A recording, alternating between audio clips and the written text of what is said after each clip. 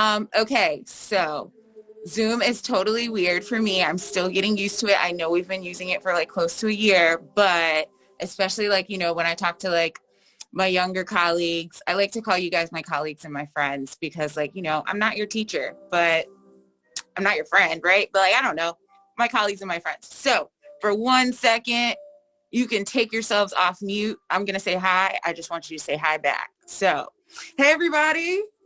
Hi. Okay, awesome. If you said hi, put yourself back on mute. I think everybody said hi, so cool. So I'm going to tell you guys a quick story about me in 4th grade and something that I got in trouble for. So my 4th grade teacher, she was a stickler about the calendar, right? Super stickler about the calendar. She was a super stickler about time management. And me being who I am, I was like, I don't need to write everything down. Why do I need to write everything down? I just remember everything. And like 4th grade was the year that like there were so many times I was like off by a day or like didn't like turn something in or like turn something in a day early, which was cool, but I was totally stressed out because I was trying to like rush to get it done. But I had a whole day, right? So today I'm at work. Hence, and I'm at work. I'm at work as a singer, hence the music, hence the choir robes I'm going to record, right? So I have tomorrow.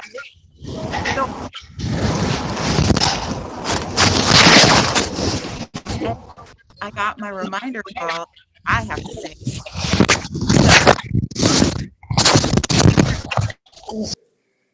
Sorry, we didn't hear your story.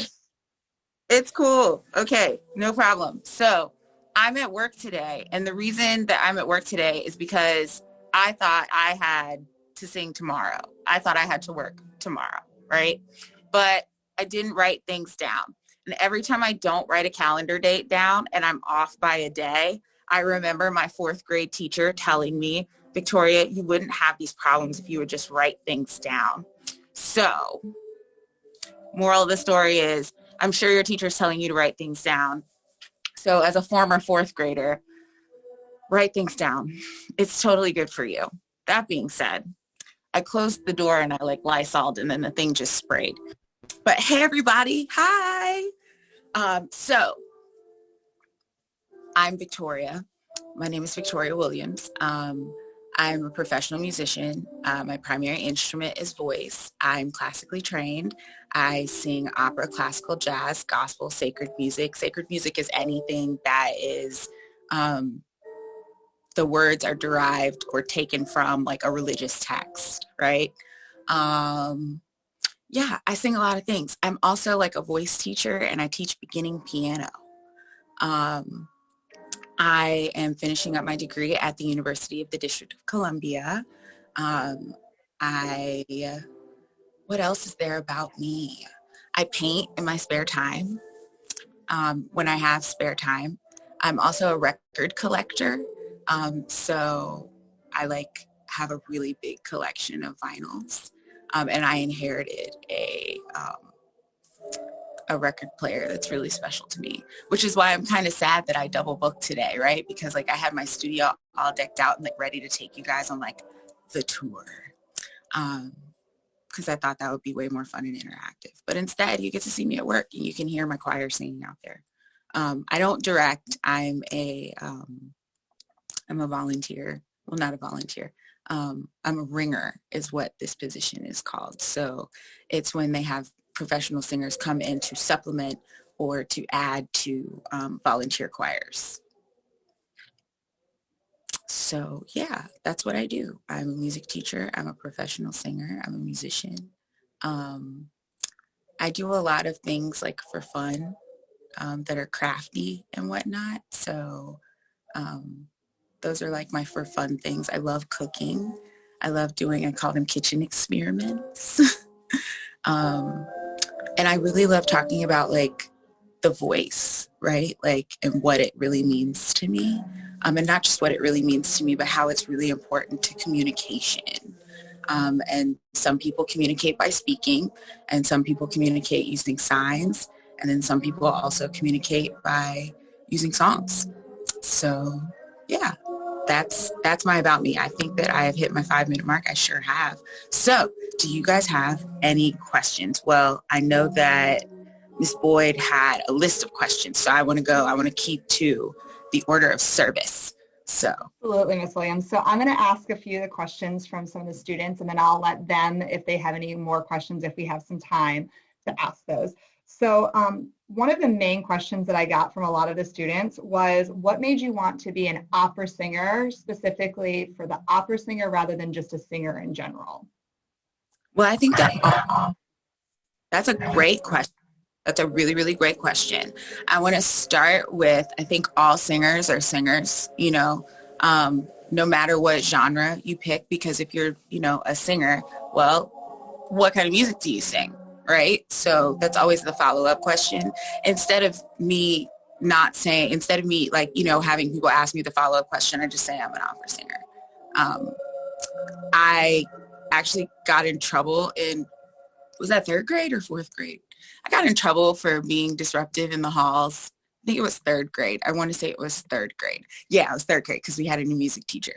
And I came out in the hall and we had watched Fantasia because it had Vivaldi's Rite of Spring in it. And then that was the first week. And then the following week we watched the Looney Tunes episode, where Bugs goes to the opera. And we talked about the opera that Bugs went to. He went to a Wagner opera, which is why he had on the Brunhilde. Brunhilde is the Viking hat with like the corset and whatnot and the 2 long blonde braids. And so Brunhilde is actually a character in a Wagner opera, and that's what they had sampled, right? And one of my friends, this is when I had kind of first started singing. I think I first started singing in like 2nd grade. I got my first solo for chapel in 2nd grade. I went to a little private school. And one of my friends, I was sitting on the rug in the library because we had music in the library that day. And we were walking out. Well, before we walked out, he was like, I bet you can't sing like that. And in my mind, I was like, I bet I can. And then I went out in the hall and I did it because he dared me to. I got in so much trouble for that, you guys. Oh my God, don't do that. Please don't do that. Like when you go back to school, and don't prank your parents like that too, because I did that to my parents. It was really funny.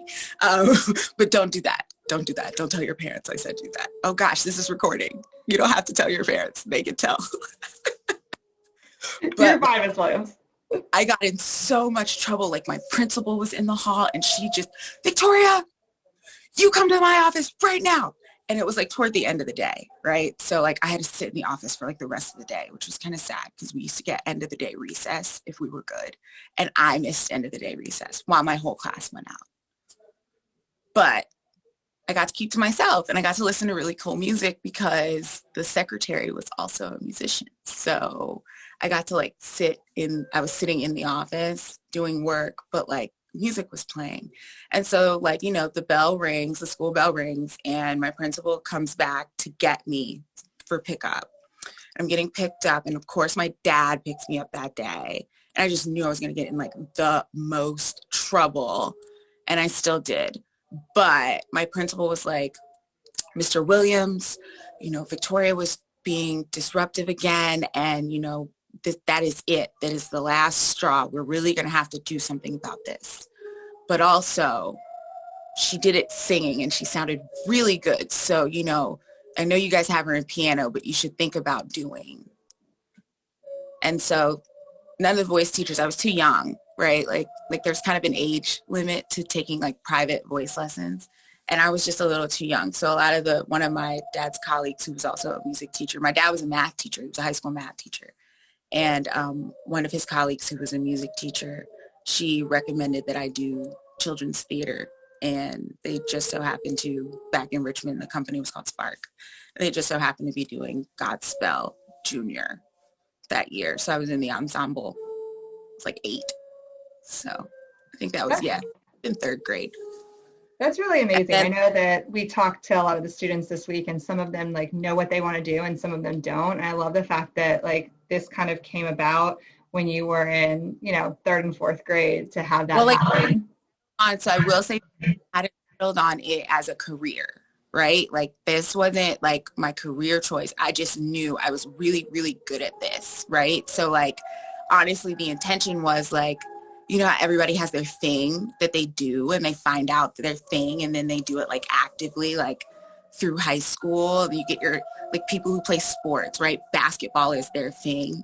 So they play like forever and then they do AAU and travel teams and they play on the varsity team and all that. Like I was kind of like, I'm going to do that, but for choir. And like I did like I made all district choir. I made all state choir. I made all state honors choir, which is a separate choir from all state choir. Like I got a music scholarship to college the first time I went, but then I realized I didn't think I wanted to do that as a career. So like what I thought I wanted to do when I was like 8, like I knew I wanted to do it, but I didn't know how I wanted to do it.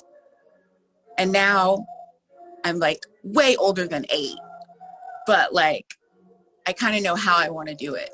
And how I want to do it isn't performing all the time. Like I love teaching. I love being a teacher, but I wouldn't have found out that I love being a teacher until I got really into performing. So, you know, it takes time. It's cool if you don't know what you want to do, you guys. You're in 4th grade. You're like 9, 10, you know, 8, 9, 10, something like that. Like it's okay if you don't know. And it's also okay if you do know, but then you turn like 21 or 22. That's what happened to me. And you change your mind. You have every right to change your mind. I changed my mind. That's all I did. I actually changed my mind so many times that I ended up like, somebody said, you have to narrow it down. And I was like, no, I don't want to narrow it down. I just want to do The Voice forever. And like me saying, I want to do The Voice forever. I got, I'm finishing up my bachelor's in voice performance. So that's in music and singing, but I'm getting a minor in speech language pathology. So that's also in voice, but that's for talking. And that's science. That's amazing. That was one of the other questions is about their degrees and what you had for that. Is it time? Yeah, can you come? Yeah. Okay. Because I really need you on this first. Yeah. We're wrapping up. Is it just about my time? I was going to say, can you do us one favor, Miss Williams? And I know that you need to go, but can you give us like a 30 seconds of your voice and something to sing for the students? Because I know they would love that. And then we will let you go. And students, if you have any questions, you can just send them to us. One last question. I'm going to sneak it in. Go ahead. Okay. Cyrus, I know you've had your hand up the whole time. So if you would like to ask a question, go ahead. Just unmute yourself. So my question is, right, who Sarah. or what inspired you to get the job that you are currently working at? What'd you say? Who or what inspired you to work the job that you're working at right now? Oh man, I love singing. I love singing so much and I love performing so much and I love music so much that like I just immersed my entire life into it. So when I found a job doing it, it was just the right thing for me to do. Like, it's, you know how people like that, there's that Chris Rock quote. Chris Rock is like, I think it's not him, but like somebody said, like, you know, find a job that you love doing and it'll never feel like work. No, it definitely feels like work. Like I'm at work, right? But like, I love it so much that like, if I have a long day or if like the music's really hard or whatever, I don't feel like so discouraged that like I never want to go back to work again. And I never really have those days where I ever like feel like, oh my God, I never want to go back to work again. I love my job. I love that I get to sing for a living. It's amazing. So I guess I inspired me to do this. That's a great answer. Great answer. All right, now let's hear a little bit of singing for all the students. I know they're excited to hear it. Okay, I want to see if maybe I can pick up where they're singing. I don't know what song we're on though. Oh Lord. I'm gonna wait. I think we're at the end of a. By the way, Miss Lipscomb's the one that told me I had to ask you, so she's the one that put you on the spot, so you can get mad at her. Of course she did. Of course she did. Of course she did. The word for the day. I love you, Victoria. That's my cousin. Hello, cousin. Yes, 4th graders. Miss Lipscomb is Miss Williams' cousin. So that's nepotism. Look it up, guys. There's your vocabulary word for the day. Okay. I thought I knew where I was. They're not there. They're not there. This is the beauty also. I learned how to read music. I started learning how to read music in 4th grade. It's a great skill because you can just jump in, but you have to know what song you're working on, right? Oh, it's at the end. They're at the end of the fountain.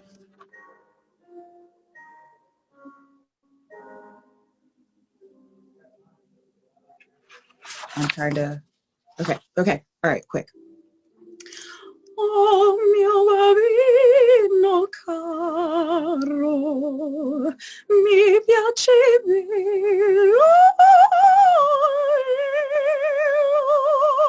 andare in Porta Rossa a comprare l'anello. Sì, ci voglio andare, se l'amasi adorano, andrai su ponte vecchio, ma per buttarmi in arno, mi strai tormento.